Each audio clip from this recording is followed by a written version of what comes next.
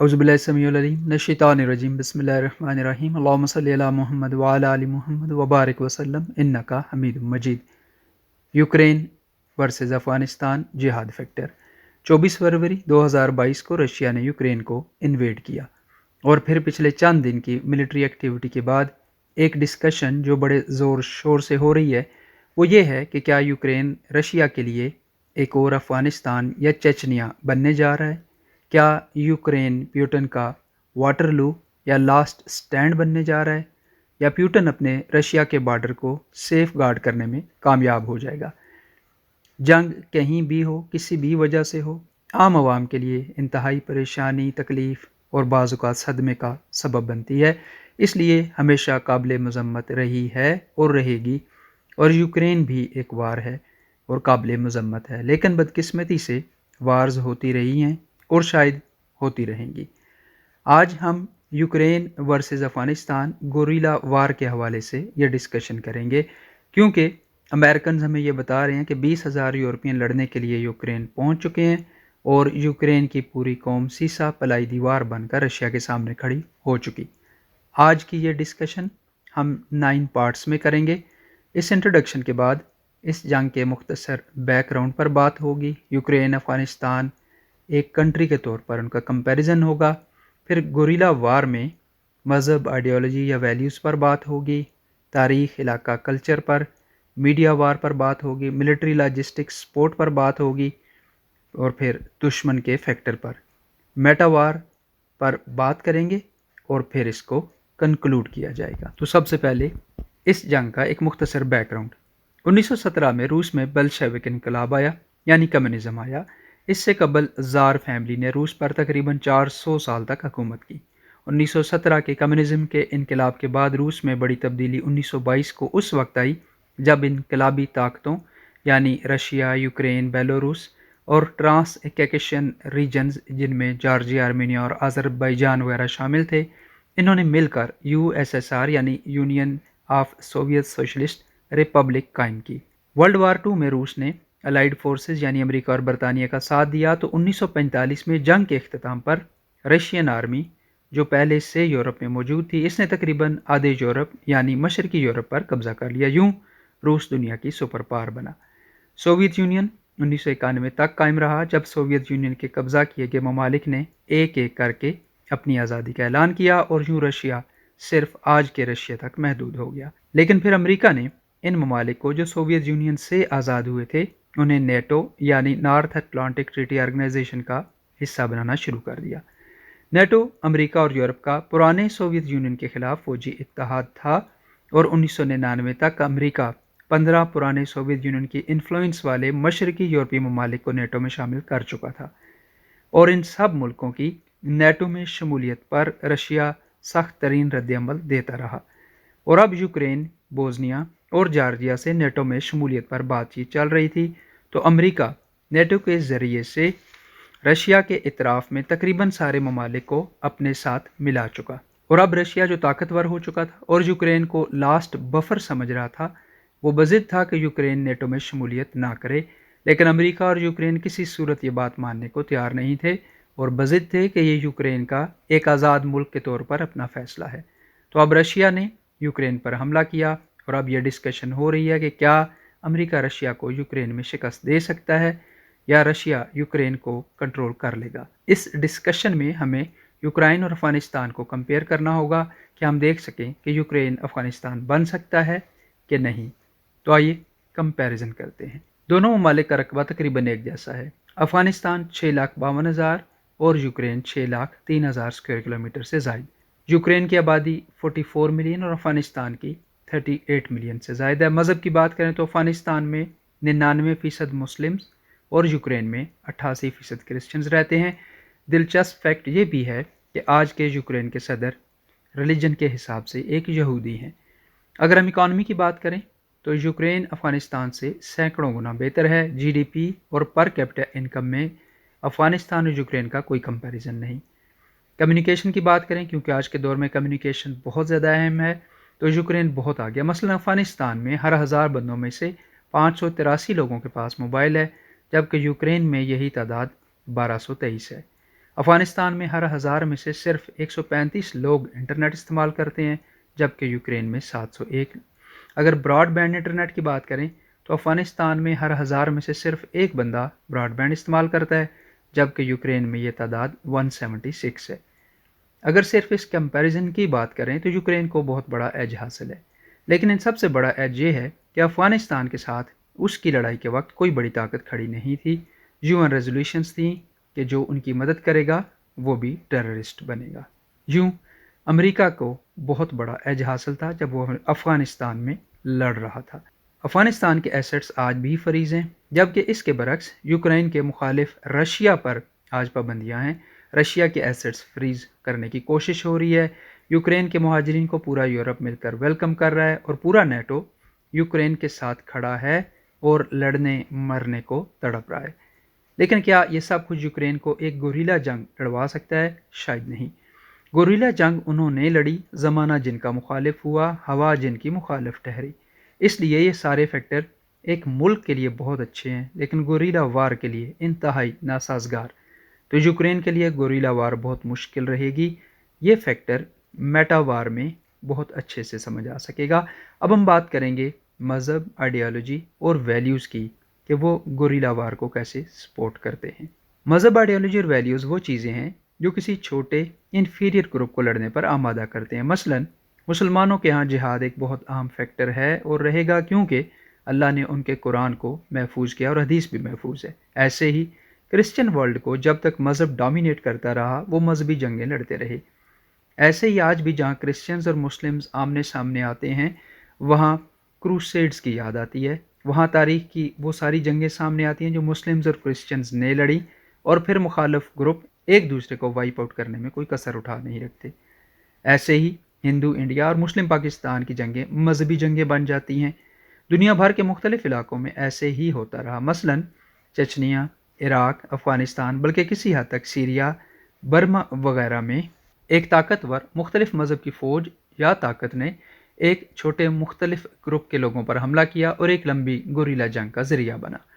ایسے ہی آئیڈیالوجی جنگ کا ذریعہ بنتی ہے، مثلا کمیونزم اور کیپٹلزم کی ساری جنگیں، کوریا، ویتنام کی جنگیں، کیوبا کا انقلاب وغیرہ آئیڈیالوجی کی جنگیں تھیں۔ ایسے ہی معاشرتی ویلیوز گوریلا جنگ کی ہیلپ کرتی ہیں، مثلا وہ ٹرائبز جہاں ہارڈ لائف ہے اور ویپنز وغیرہ رکھنے کا رواج ہے وہ گوریلا وار وغیرہ کے لیے آئیڈیل معاشرے ہوتے ہیں۔ اگر ہم اس سکیل پر یوکرین کو دیکھیں تو یہ ایک کرسچن ملک ہے اور انویڈ کرنے والی آرمی یعنی رشین آرمی کرسچن ہے۔ اگر آئیڈیالوجی کی بات کریں تو یوکرین ان 4 ملکوں میں سے رہا ہے جنہوں نے 1922 میں سوویت یونین قائم کیا تھا، تو یوکرین اسی نسل سے ہیں جو رشین لوگوں کی ہے اور ان کا سیٹ آف ویلیوز بھی وہی ہے جو رشیا کا ہے۔ تو ان سب سملیرٹیز کے بعد صرف ایک نیشنلزم باقی بچتا ہے، جس کی بنیاد پر یوکرینی لوگوں سے یہ امید کی جا سکتی ہے کہ وہ اپنے نیشنلزم کے لیے لڑیں۔ لیکن جب آپ کے لیے پورا یورپ کھلا ہو تو آپ کو کیا پڑی ہے کہ آپ لڑیں اور پھر لڑ کر اسی رشیا کی ہمسائیگی میں رہنے کو قبول کریں۔ اس لیے امریکہ اور میڈیا کی پوری کوششوں کے باوجود شاید یوکرینینز جان جوکھوں میں ڈال کر یہ لڑائی لڑنا پسند نہیں کریں گے۔ اب ہم ڈسکس کریں گے گوریلا وار کے لیے ہسٹری، ریجن اور لوگوں کے فیکٹرز وغیرہ کو۔ ہسٹری، ریجن یعنی ٹیرین اور لوگ۔ جن جن ملکوں اور لوگوں نے گوریلا جنگیں لڑیں ان کی کامن چیزوں میں ان کی ہسٹری بھی رہی ہے۔ رشیا سے متعلق 2 سب سے مشہور اور بڑی انسرجنسیز یا گوریلا جنگیں افغان اور چیچنز کی ہیں۔ ان میں سے افغان لوگوں کی پوری ہسٹری جنگ سے، گوریلا وارفیئر سے بھری پڑی ہے۔ یہ وہ واحد ملک ہے جس کو برٹش امپائر، سوویت یونین اور امریکہ تینوں فتح نہیں کر سکے۔ ایسے ہی چیچنز 1785 سے رشینز کے ساتھ کسی نہ کسی طرح حالت جنگ میں رہے اور پھر 1994 سے 1996 میں سوویت یونین کو چچنیا میں بہت بری شکست ہوئی اور 1996 میں رشیا نے چچنیا کو فیڈریشن کے اندر ایک الگ سٹیٹس دینے کی شرائط ماننے کے بعد اپنی فورسز کو چچنیا سے نکالا اور چیچنز رشیا کے اندر آج اپنی چیچن ریپبلک آف اچکیریا میں رہتے ہیں۔ اب ان کے مقابلے میں یوکرینین ہسٹری اس طرح کی کوئی چیز آپ کو نہیں ملے گی۔ ایسی انسرجنسیز کو علاقہ سپورٹ کرتا ہے، جیسے افغان اور چیچنز دونوں پہاڑی علاقوں کے لوگ ہیں اور بقول اقبال فطرت کے مقاصد کی کرتا ہے نگہ پانی، یا بندہ صحرائی یا مرد کوہستانی۔ تو افغانستان 75% پہاڑی علاقہ ہے اور یوکرین میں صرف 5% پہاڑی علاقہ۔ تو چیچنز اور افغانوں کو رشیا اور امریکہ کی ایبسلیوٹ ایئر سپریارٹی سے چچنیا اور افغانستان کے پہاڑوں نے اور غاروں نے پناہ دی، اور آج کی رشین ایئر پاور کے سامنے یوکرین کے لڑنے والوں کے پاس نہ پہاڑ ہیں اور نہ غار اور نہ کوئی بچانے والی ایئر فورس۔ ایسے ہی شہروں کے لوگ جو آسان زندگی اور سہولتوں کے عادی ہو چکے ہوتے ہیں، ان سے گوریلا جنگ کی سختیاں برداشت کرنے کی صلاحیت تقریباً ناپید ہو چکی ہوتی ہے۔ مثلا افغانستان کے 77% آبادی رورل ایریاز میں رہتی ہے، جبکہ یوکرین کے لیے یہی رورل آبادی 29% ہے۔ تو ہسٹری، ٹیرین اور لوگ، ان میں سے کوئی بھی فیکٹر ایسا نہیں جو یوکرین میں کسی لمبی انسرجنٹ جنگ کی غمازی کرتا ہو، اور پھر انسرجنسیز کو سسٹین کرنے کے لیے بیرونی مدد کی بھی ضرورت رہتی ہے۔ اب ہم بیرونی مدد کو ڈسکس کریں گے۔ افغان سوویت جنگ جو 1979 سے 1988 تک رہی، وہ جنگ ہے جو ایک وجہ بنی سوویت یونین کے حصے بکھرے ہونے کی۔ یہ جنگ لڑی تو افغان مجاہدین نے تھی، لیکن اس کے لیے بہت سٹرانگ سپورٹ مغرب نے کی، اور اس کی ٹریننگ پاکستان کی ISI کی ذمہ داری۔ در حقیقت بعد میں یعنی 2001 سے 2021 کی افغان امریکہ جنگ میں بھی انہی ٹرینڈ مجاہدین نے امریکہ کو شکست فاش دی تھی، جبکہ اس وقت یوکرین کو اس طرح کی سپورٹ دینا یا پہنچانا سیاسی، ملٹری اور علاقائی مجبوریوں کی وجہ سے تقریباً ناممکن بن رہی ہے، کیونکہ اگر یہ وار امریکہ اور نیٹو کی شرکت کی وجہ سے پھیلتی ہے تو اس میں چین کے شامل ہونے کا بہت زیادہ خدشہ رہے گا۔ اگر چین ایسی کسی جنگ میں شامل ہو جاتا ہے تو پھر اس جنگ کو ورلڈ وار 3 بننے سے روکنا مشکل ہو جائے گا، اور بغیر بہت سٹرانگ بیرونی سپورٹ کے یوکرینین انسرجنسی کا سسٹین ہونا بہت مشکل ہے۔ اور اب ہم بات کریں گے میڈیا وار فیکٹر کی۔ یوکرین وار وہ واحد جنگ ہے جس کو 24/7 میڈیا کوریج مل رہی ہے، جو سیٹلائٹ سے لے کر ہر گلی اور شاید گھروں کے اندر سے کور ہو رہی ہے۔ BBC، CNN اور دنیا بھر کے تمام چینل سمیت سوشل میڈیا کے لاکھوں ایکٹیوسٹ اس 21ویں صدی کی جنگ کو کوریج دے رہے ہیں، اور پھر اپنی لینگویج انگلش کی وجہ سے امریکہ اور مغرب کو کسی بھی میڈیا وار میں رشیا اور چائنا پر بہت بڑا ایج حاصل رہا ہے اور آج بھی ہے۔ میڈیا وار ویسٹ کا وہ ہتھیار ہے جس کا فی الحال رشیا اور چائنا کے پاس کوئی جواب نہیں، اور یہ ہتھیار ویسٹ بھرپور طریقے سے استعمال کر رہا ہے۔ لیکن امریکہ کے لیے بری خبر یہ بھی ہے کہ رشیا اور چائنا جس سختی سے نیوز اور سیاست کو اپنے ملکوں میں کنٹرول کرتے ہیں، اس وجہ سے رشیا اور چائنا کو اس مغربی میڈیا کی جیت سے کوئی خاص فرق بھی نہیں پڑے گا، اور باقی دنیا کے لوگ اپنے اپنے مفادات پر فیصلے کرتے ہیں، میڈیا یا سوشل میڈیا پر نہیں۔ جیسا کہ اسی جنگ کے لیے دیکھا گیا کہ ہمارے ریجن سے پاکستان، بنگلہ دیش، انڈیا، چین اور سری لنکا نے اقوام متحدہ میں جنرل اسمبلی کی ووٹنگ میں یوکرین مسئلہ پر ایبسٹین کیا۔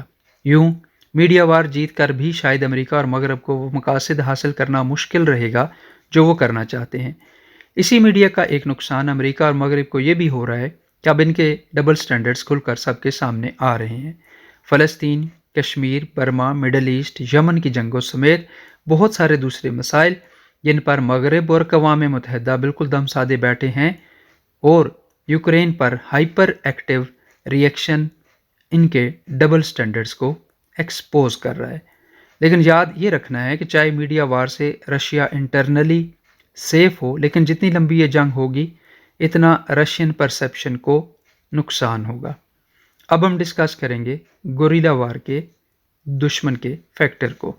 اگرچہ امریکہ نے اپنی جنگوں میں کبھی بھی انسانی حقوق کا خیال نہیں رکھا، ویتنام کی جنگ میں نیپام بام کے استعمال ہزاروں انسانوں کو زندہ جلا کر مارا گیا، عراقی انویژن کے لیے جھوٹی کہانیاں گھڑی گئیں، افغانستان میں ڈیزی کٹر بام استعمال کیے گئے، عراق کی ابو غریب جیل سے گوانٹانامو بے تک، فلسطین سے کشمیر اور یمن تک، ہر طرف امریکن نیکڈ ایگریشن یا ننگی جارحیت سب کے سامنے ہے۔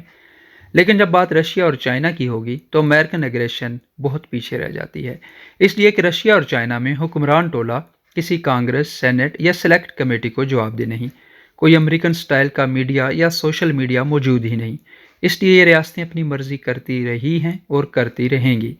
اس لیے اگر فرض کر لیں کہ یوکرین کسی بھی طرح سے اس قابل ہو کہ رشین ایگریشن کے سامنے کھڑے ہونے کی کوشش کرے گا، تو شاید اسے اس بروٹل طریقے سے ہینڈل کیا جائے کہ وہ پھر دوبارہ کھڑا نہ ہو سکے۔ اور یہ بات پہلے ہو چکی کہ بہت سارے فیکٹرز کی وجہ سے رشینز کو افغانستان اور چیچنیا دونوں جگہ ہزیمت اٹھانی پڑی تھی، لیکن افغان اور چیچنز جیسی موٹیویشن، ہسٹری، ریزیلینس یوکرائن کے بس سے بہت زیادہ باہر کی بات ہے۔ اب ہم بات کریں گے ایک بہت اہم فیکٹر کی، شاید اہم ترین فیکٹر کی، میٹا وارز کی۔ یوکرین کی گوریلا وار نہ لڑ سکنے کی سب سے بڑی وجہ ان کا ماڈرن ہونا ہے۔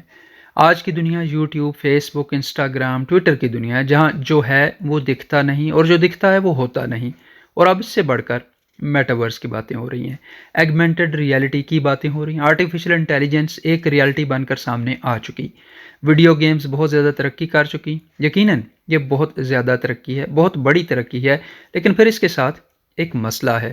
جب آپ اس طرح کی سائنٹیفک ریالٹیز میں رہتے ہیں تو آپ دنیا کی ریالٹی سے الگ ہو جاتے ہیں۔ ایسے لوگ تو اپنے گھر، معاشرے میں مس فٹ ہو جاتے ہیں۔ گوریلا جنگ کون لڑے گا؟ ویڈیو گیم میں دشمن کو ایک اکیلا ہیرو ہزاروں لاکھوں لوگوں کو مار سکتا ہے۔ اس کے پاس نہ کبھی گولیاں ختم ہوتی ہیں، نہ وہ زخمی ہوتا ہے۔ اگر زخمی ہو جائے تو ایک بٹن دبا کر وہ ٹھیک ہو جاتا ہے۔ اس کی تمام انرجی لیولز ایک بٹن دبا کر پورے ہو جاتے ہیں، اور سب سے بڑھ کر آپ ایک بہت مزے کے اے سی یا ہیٹر والے کمرے میں جوس اور لیز وغیرہ کے ساتھ پوری دنیا کے ساتھ جنگ لڑ کر جیت بھی جاتے ہیں۔ اور یہ اتنے مزے کی ایک سوشل میڈیا ایکٹیویٹی ہے کہ آپ ایک پارک میں بیٹھ کر مولوٹو کاکٹیل بام بنائیں اور بی بی سی اور سی این این کی ٹیمیں یہ بامز کی تیاری پوری دنیا کو دکھائیں۔ لیکن اصل ریالٹی یہ ہے کہ پچھلے 7 دن سے 65 کلومیٹر لمبا رشین کانوائے سینکڑوں گاڑیوں کے ساتھ دارالحکومت کیف کے باہر کھڑا ہے، اور اس پر کسی نے ایک گولی بھی نہیں چلائی۔ تو Ukrainians Facebook, Instagram, YouTube, B B C, C N N پر تو کمال کی جنگ لڑیں گے، لیکن اصلی جنگ لڑنا، مرنا اور مارنا ایک اصلی دنیا کی ریالٹی ہے جو شاید یوکرینینز کے لیے ناممکن دکھائی دے رہی ہے۔ اگر ہم آج کے اپنے اس لیکچر کو کنکلوڈ کریں تو اوپر بیان کیے گئے سارے فیکٹرز کے بعد، جس میں ہم نے مذہب، ہسٹری، علاقہ کی بات کی، بیرونی امداد کے فیکٹر کو ڈسکس کیا، سب سے بڑھ کر میٹا وار کی بات کی، یہ بات تقریباً یقین سے کہی جا سکتی ہے کہ یوکرین رشیا کا ملیٹریلی واٹرلو بننے کی صلاحیت نہیں رکھتا۔ ہاں، پیوٹن کا نائٹ میئر ایک پروٹریکٹڈ لمبی جنگ ہو سکتی ہے، جہاں اس پر لگی پابندیاں اس کے عوام کے لیے ناقابل برداشت ہوں اور رشیا کے اندر سے کوئی تبدیلی لائی جا سکے۔ لیکن ایک تو رشین انرجی پر پابندیاں نہیں لگیں، شاید لگانا مشکل بھی ہوگا کیونکہ یورپ کے پاس اس وقت رشین انرجی کا متبادل ہی موجود نہیں، اور پھر رشیا کے پاس چائنا کی مارکیٹ موجود ہے، تو رشیا کے 600 بلین سے زائد ایسٹس، چائنا انرجی مارکیٹ کی موجودگی اور کرپٹو کرنسی کے چینل کے ساتھ رشیا اس وار کو محدود دورانیے کے لیے بہت اچھے سے سسٹین کر سکتا ہے۔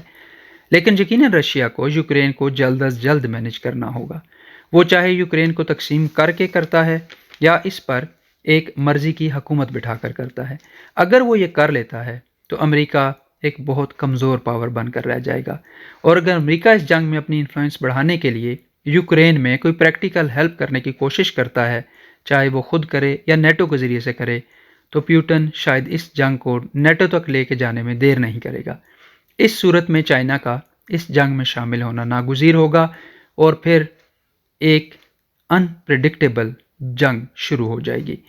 تو شاید امریکنز نے نیٹو کو پیوٹن کے ناک تک لے کے جانے کی جو غلطی کی ہے، اس پر اسے اب بہت زیادہ پچھتانا پڑے گا، کیونکہ اگر امریکنز یہ سوچ رہے تھے کہ پیوٹن ریئیکٹ نہیں کرے گا تو ان کی اسیسمنٹ غلط تھی، اور اب اگر وہ یہ سوچ رہے ہیں کہ وہ پیوٹن کو یوکرین میں پھنسا کر اسے ویک کر دیں گے، تو یہ بھی شاید ایک اسیسمنٹ کی غلطی ہوگی، کیونکہ پیوٹن یہ کہہ چکا کہ اگر رشیا نہیں رہتا تو دنیا کی ضرورت کسے ہے، اور پیوٹن خود کو رشیا کہتا ہے۔ اور بہت جلد امریکنز کو ہنری کسنجر بہت یاد آنے والا ہے، جس نے پچھلے چند مہینوں میں کئی دفعہ امریکنز کو یہ مشورہ دیا کہ یوکرین اور جارجیا کو نیٹو میں شامل نہ کیا جائے، کیونکہ اس صورت میں پیوٹن ہر صورت جنگ کرے گا۔ تو امریکن میڈیا اور سوشل میڈیا پر یوکرین گوریلا جنگ زور شور سے ہوتی رہے گی، ویڈیو گیمز بنیں گی، ہالی ووڈ اور نیٹ فلکس اسپیشل موویز اور ڈاکومنٹریز بنائیں گے، اور جیسے ریمبو نے امریکنز کے لیے ویتنام جنگ جیت لی تھی، یوکرین بھی جیت جائے گا، لیکن صرف آگمنٹڈ ریالٹی میں اور ایک ایگزائلڈ گورنمنٹ کی صورت میں۔ اللہ تعالیٰ سمجھ عطا فرمائے، آسانیاں عطا فرمائے اور آسانیاں بانٹنے کی توفیق عطا فرمائے، آمین یا رب العالمین۔